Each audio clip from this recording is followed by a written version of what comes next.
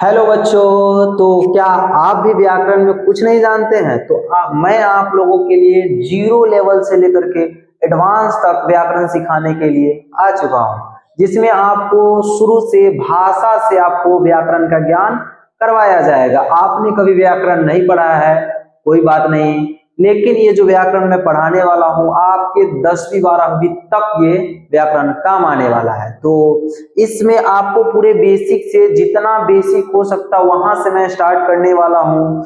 तो इसका सीरीज बहुत सारा आएगा, आप लोग इसका सीरीज देखते रहिए और व्याकरण को एडवांस लेवल तक देखते रहिए। ये आप लोगों का पार्ट 1 है।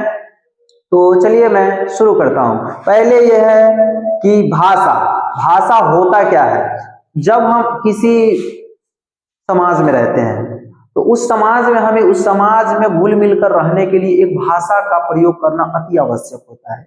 अब हमें कहीं आदिवासी के बीच में पटक दिया जाए और वहां बोला जाए कि आप यहाँ रह लो, नहीं रह पाएंगे। रीजन है कि हम उसकी भाषा को जान ही नहीं रहे हैं।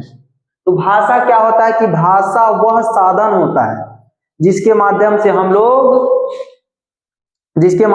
लोग क्या करते हैं कि उनकी बातों को सुनते हैं, समझते हैं और अपनी बातों को समझाते हैं।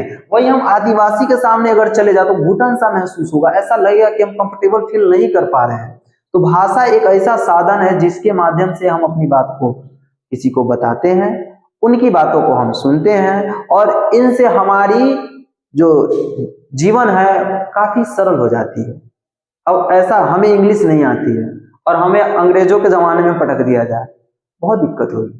तो भाषा वही है कि भाषा वह साधन है जिसके माध्यम से क्या होता है, हम अपनी बात को दूसरों को बताते हैं तथा उनकी बातों को समझते हैं। जैसे मान लीजिए कि हमें एक कप चाय चाहिए, हम उनको तीन तरीका से बोल सकते हैं। जैसे एक कप चाय लाओ, ये हम लिख करके भी बता सकते हैं। लिख करके बोल दिए एक कप चाय लाओ, ला दिया। सेकंड नंबर बात है कि हम उसको बोल करके डायरेक्टली बोले कि भाई एक कप चाय दे दो हमें, ये भी हो सकता है। थर्ड नंबर बात है कि हम इशारा में भी उसे कह सकते हैं, वहां पे चाय रखा हुआ है और मुझे दे दो, तो हम ऐसे बोलेंगे कि मतलब समझ जाएगा कि हमें चाय चाहिए।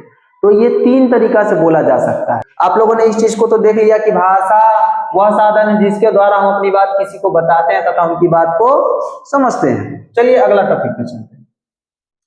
भाषा 2 प्रकार के होते हैं, एक होते हैं लिखित भाषा, एक होते हैं मौखिक भाषा। लिखित भाषा क्या होता है कि अभी हम आपको बताए हैं कि हम अपनी बात को, हम अपनी हमें जो चाहिए उसको हम लिख करके किसी को बता सकते हैं, वो लिखित भाषा हो गया। वही मौखिक भाषा क्या होता है कि जब हम अपनी बात को किसी को डायरेक्टली बोल करके बोल दिए कि हाँ भाई वो चीज हमें चाहिए, वो दे दो, तो ये मौखिक भाषा हो गया। तो लिखित भाषा क्या है कि जब हम अपनी बात को लिख करके समझाते हैं तथा दूसरा व्यक्ति उसे पढ़ करके समझ ले, उसे लिखित भाषा कहते हैं।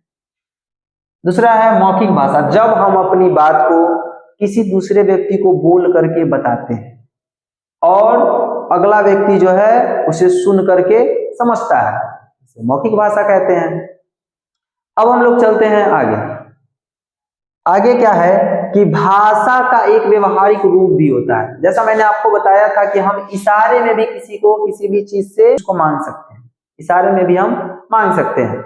इसी को हम लोग भाषा का एक व्यवहारिक रूप, जिसे हम लोग सांकेतिक भाषा कहते हैं। सांकेतिक भाषा को हम भाषा की श्रेणी में इसलिए नहीं रखते हैं क्योंकि ऐसा नहीं है कि हम दूसरे व्यक्ति को कह रहे हैं कि इशारा में कि वो हमें दो, तो जरूरी नहीं कि हमारी इशारा को हूबहू ग्रहण करे, जो हम कह रहे हैं ऐसा नहीं कि वो समझ ही जाए। ऐसा भी होता है कि नहीं समझ पाता है। कभी कभी हम लोग इशारों में कहना कुछ और चाहते हैं और अगला व्यक्ति कुछ और ग्रहण कर लेता है, अगला व्यक्ति कुछ और समझ लेता है ना। कभी कभी हम ऐसा भी कहते हैं कि पानी लाओ, वहां पे चाय रखा हो तो हमको चाय देगा, पानी नहीं देगा।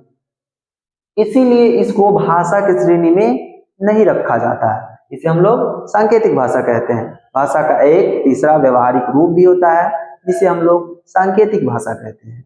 ये छोटा सा इंट्रोडक्शन था चैप्टर का, मतलब हम लोग एक सीरीज चला रहे हैं, उसका एक छोटा सा इंट्रोडक्शन था। ये भी आशा करता हूं कि आप लोगों को समझ में भी आया होगा और ये सीरीज लगातार आएगा, आपको एडवांस लेवल तक बताने के लिए आएगा। तो आप इसको कंटिन्यू देखते रहिए और कोई भी परेशानी हो, समझ में नहीं और डायरेक्टली आप कमेंट में हमें बता सकते हैं। धन्यवाद।